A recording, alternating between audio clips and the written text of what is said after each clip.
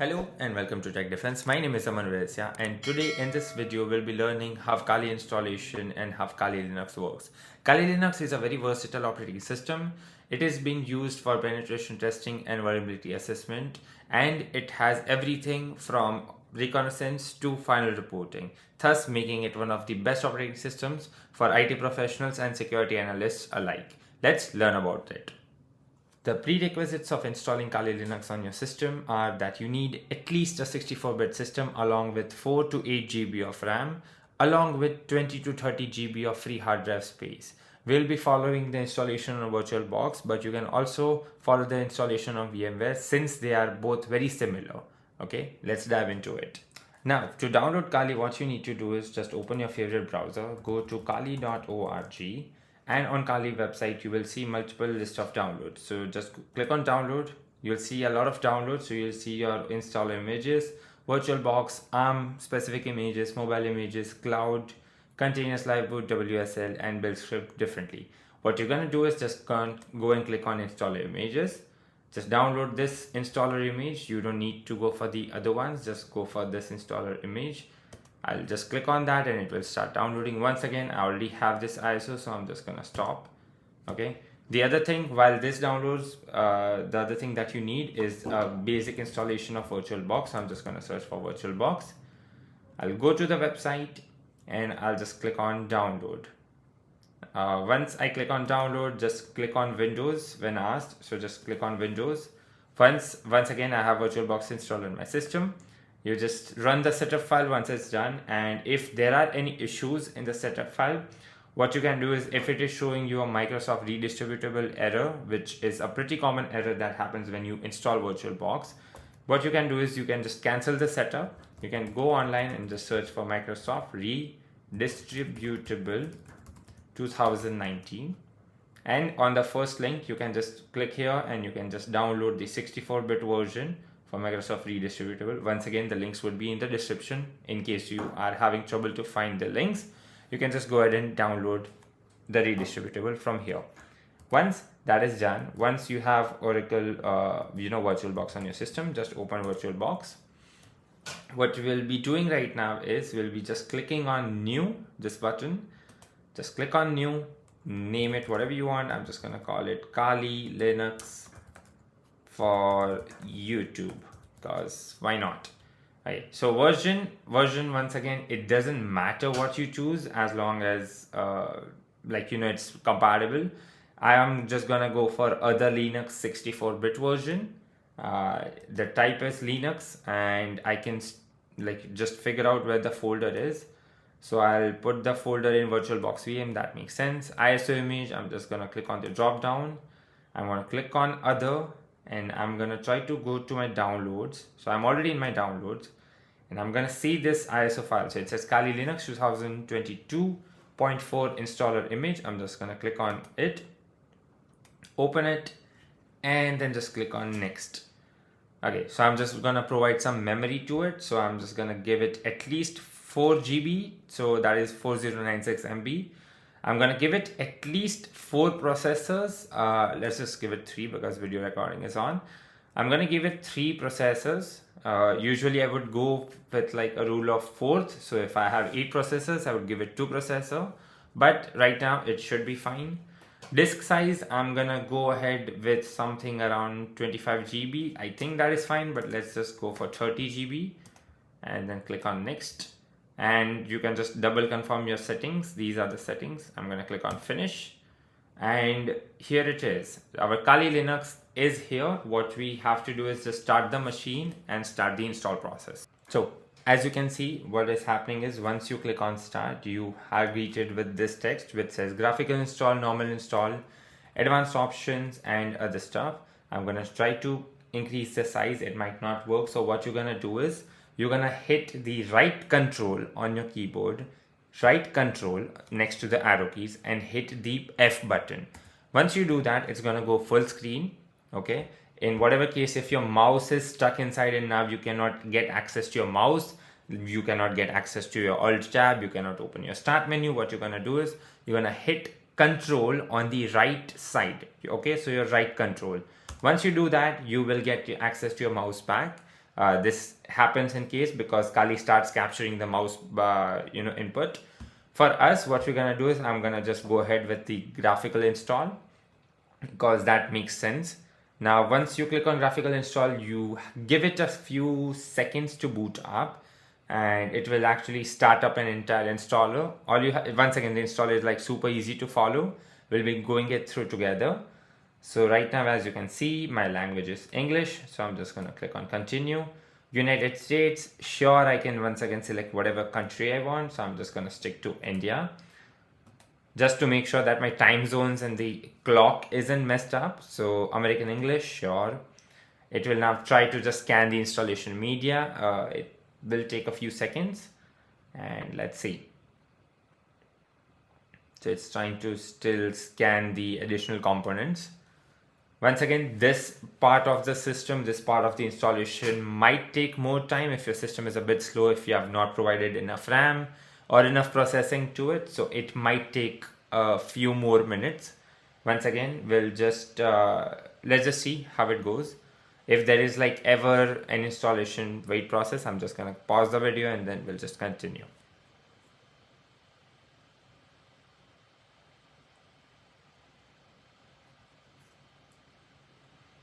Okay, so yeah, it took a few seconds here and there, but right now it is asking for a host name. Once again, you can name it whatever you want. This will be the name of your computer on the network. What I'm gonna do is I'm just gonna call it Hackbox, because why not? Once again, name it what you want. Domain name, I usually keep it empty. It is a bit complicated. I'm not gonna get into it, so I'm just gonna keep domain name empty. Next, it will ask you for your full name. So in my case, I'm just gonna go with Hacker Man. That is my full name. Why not? So username for your account. Once again, Hacker Man. Go ahead, choose a password. In my case, I'm gonna keep a very simple password. It obviously keep a secure password. It is your hack machine. You do not want to get hacked by the hackers on your hack machine. So for my case, the password is something super secure. So I'll just like go ahead and tab out. This is the password that I am using. Once again, this is just a test machine. So password and password, that is the password that I'm keeping. I'm gonna hit on continue, and it's gonna try to detect this. Now is the time where we'll be doing a partitioning thing. Once again, if you have tried to install your own Windows system, you know what I'm talking about.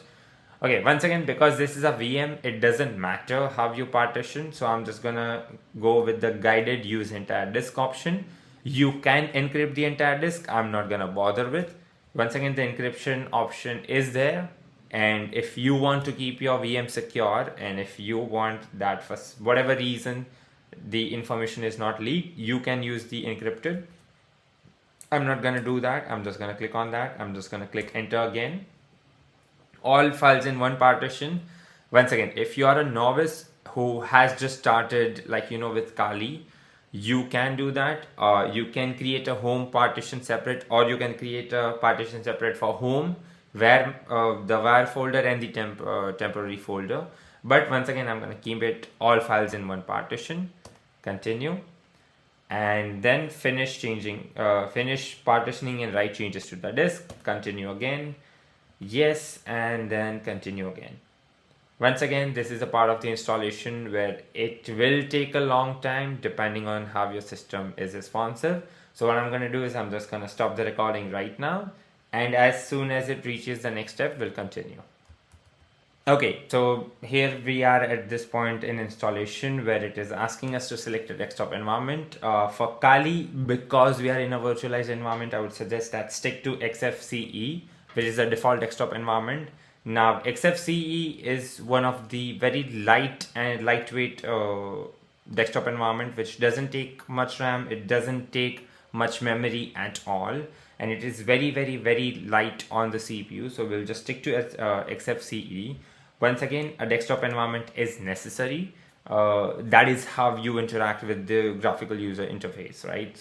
That is the graphical user interface. Then you have the collection of tools, top 10, which is basically the top 10 tools which will be there, and the default, which is the recommended tools that you have.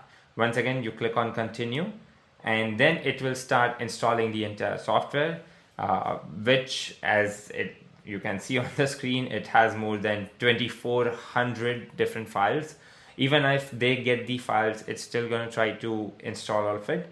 So at this point in the installation, go ahead and grab a coffee, grab an energy drink, because it will take time. So what I'm going to do is I'm just going to pause the video at this point. Okay, so that took a while, and now it is asking me if I want to install the grub bootloader to my primary drive. I'm just gonna click, hit enter. It's gonna ask me that, hey, do I want to enter the device manually? I'm just gonna scroll down. I'm just gonna click on this button, and that's it. It should now just, install the grub bootloader, which is basically the screen that shows up at the start, which asks you to like select like, hey, do you want to boot into Kali, into safe mode or normal mode? So once again, I think it will just wrap up the installation in a few seconds. We'll just wait for it. Okay, so it turns out all the processes are done. Now it's going to just ask me to reboot. So I'm just going to click on continue. Once again, it will actually reboot the entire machine. So we'll just wait for it to happen. As you guys can see, I'm just going to hit Control and F again to exit out of full screen. Now it is asking me, hey, do I want to boot into Kali? It's going to automatically boot. It's the first boot, so it might take a few seconds here and there. I'm just going to click on Control and then F again to go full screen. It should give us a login screen, and it should just ask us for the password. So whatever username that we put, hopefully you remember yours, which in my case, it was Hackerman, and my password was password. Hit enter. And now your Kali machine should open up properly. We'll just wait. And it kind of looks like your Windows machine because there's like a kind of a start menu thing going on. So as you can see, this is you successfully installing Kali. As you can see, there are other options here. You can see your battery status, you can see your calendar, you can see a lot of things. But so this is you basically installing Kali successfully. But now there are still a few things that you need to take care of. First and foremost being updating your Kali machine. Now once you have installed Kali machine, it makes sense, but you still need to update it. So what you're gonna do is you're just gonna click on this button at the top, which is called a terminal emulator. This is how you're gonna access the terminal. I'm just gonna expand it. Now what you can do is you can hit your Control plus Shift plus the plus sign, and it will increase in size. Okay, or you can actually basically just try the scroll wheel if you wish to. But anyways, now that you have this, what you can do is this: you can actually type a command which says sudo apt update ampersand sudo apt upgrade, and then tac y or dash y. You just hit enter. It will ask you for your password. Now you can just type your password, and you might be thinking, hey, I'm typing the password, but the password is not getting written. Well, actually, if you just type the password, it doesn't show you the stars. It just types the password. That's it. Okay, it doesn't show you, but believe me, the password is being typed. Just hit enter, and now it will start scanning. It will just find if there are any upgrades to be done. So in our case, it actually found out a lot of updates because this is a fresh install. Even though like every single day there will be new updates, okay, for the Kali. So running this command, at least I would suggest at least 2 days, every 2 days or every 3 days, you need to keep your system updated. Once again, even though you might have a high-speed connection, so right now it's trying to download all the updates. It says it will take 1 minute, but even though you have like a fast internet connection, installing all these updates is gonna take time. Okay, it's gonna actually take a lot of time, sometimes even 10 to 15 minutes. So what's gonna happen is you just have to let this run. Okay, so for example, right now it's trying to download things that like 11 MBs per second. It says 1 minute remaining, but in reality, the actual installation process is a lot longer. So what I'm gonna do is you can just keep it running. Okay, just go grab a coffee. You're basically done. I'm just gonna minimize this. Okay, I'm gonna just actually close this because once again, this is not one of my main systems. But for you, you keep this running, let the entire thing go from start to end. If it is asking you for any prompts, just click enter or hit OK wherever needed. And that's basically it. I'm just gonna close, or I'm just gonna minimize this. Now, to shut off your Kali machine, what you need to do is you can just go to the top right button that says log out, go there and just hit shut down. Okay, I'm not going to do it, but when you hit shut down, it should actually just close up and it will actually take you in the virtual box right here. Okay, from here, once again, you can access the settings for the machine. If you wish to change any other settings, if you wish to change how many cores or how many RAM, how much RAM it is taking, you can change that. If you wish to change the network, you can change that again. Once again, I wouldn't recommend doing that while the machine is on, but you can definitely click here and you can change it to bridge network. Okay, and then in the promiscuous mode, you can just click on allow all and hit OK. Once again, if you do this while your machine is running, there might be some issues. It might lose internet connection or something. But you have to be very careful when you're changing the settings while the machine is on. Okay. With that, that is the end of your Kali installation. Hopefully the installation worked for you. If it did, please leave us a subscribe and a like. If for some reason you are facing any errors or if the installation didn't work for you, put it down in the comments. I'll try to reach out to you. We'll try to come up with a solution. Stay tuned for more videos. This is Aman.